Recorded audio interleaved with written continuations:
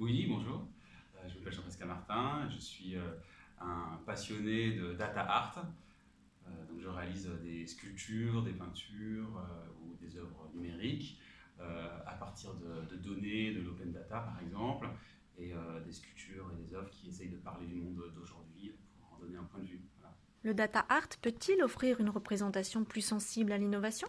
Représenter avec sensibilité, et oui, je pense que c'est ça l'enjeu du data art, son intérêt, c'est d'essayer de parler du monde avec sensibilité et de manière personnelle, pas comme le fait justement la data visualisation.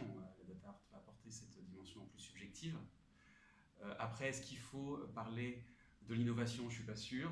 Elle est déjà, pour moi, surreprésentée. Les médias s'en nourrissent constamment et il faut faire attention entre deux types, je dirais, d'innovation. Pour moi, il y a l'innovation de consommation, qui est celle qu'on voit tous les jours, justement, avec beaucoup de gadgetisation et beaucoup de bruit autour je ne sais pas, par exemple, l'iPhone 10, là, qui ne va pas forcément apporter de l'innovation, pour moi. C'est vraiment de l'innovation de consommation. Et d'un autre côté, on a l'innovation durable, c'est celle qui transforme durablement les modes de vie, les gens, les sociétés, et j'espère de manière positive. Et je pense que là, l'enjeu pour nous, et pour les citoyens, pour les médias, pour les politiciens, c'est de faire la distinction entre les deux. Hein, souvent, c'est l'avenir qui nous dit ce qui reste et ce qui était utile, mais c'est aujourd'hui qu'il faut faire les choix. Percevez-vous un intérêt à sensibiliser le public à la science à travers le data art?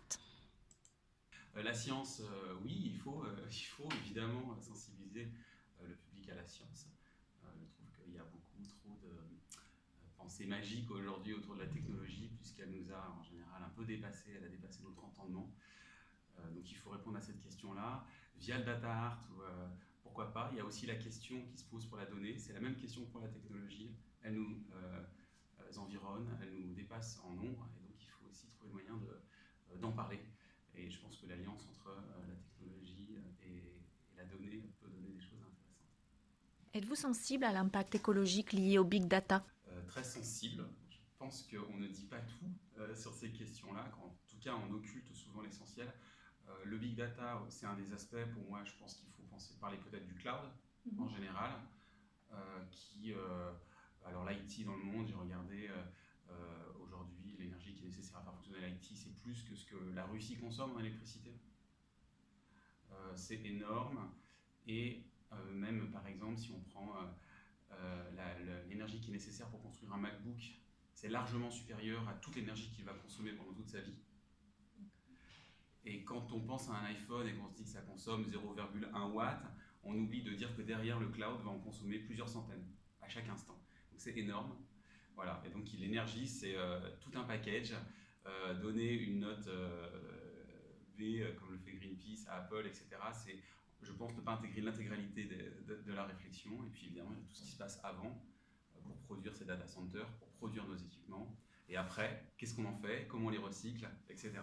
Donc là, il y a vraiment une question à se poser qui est très importante et qui est difficile à discerner. Diriez-vous que vous êtes un artiste engagé? Engagé, je dirais que c'est la situation qui engage des gens. Le fait de travailler avec des données, par exemple, fait qu'en allant voir ce qui se passe dans l'open data et dans toutes les données qu'on peut avoir, vous pouvez prendre les données du réchauffement planétaire, par exemple. J'avais regardé ça et parce que je voulais vérifier avec mes propres moyens si effectivement je constatais un réchauffement planétaire. C'était une première question.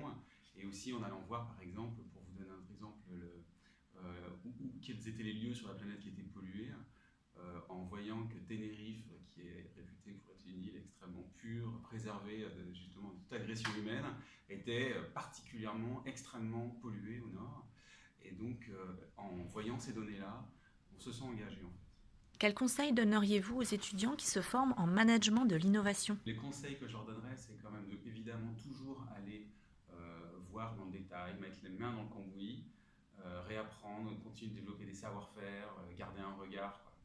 Et c'est ce qui se passe quand même, je pense, au milieu des étudiants que je rencontre, dans les Fab Labs ou dans leur démarche qui consiste à essayer et à rater. Donc ça, c'est très bien, il faut faire ça. Et évidemment, il faut se faire une opinion sans se faire éblouir par tout ce qui est dit.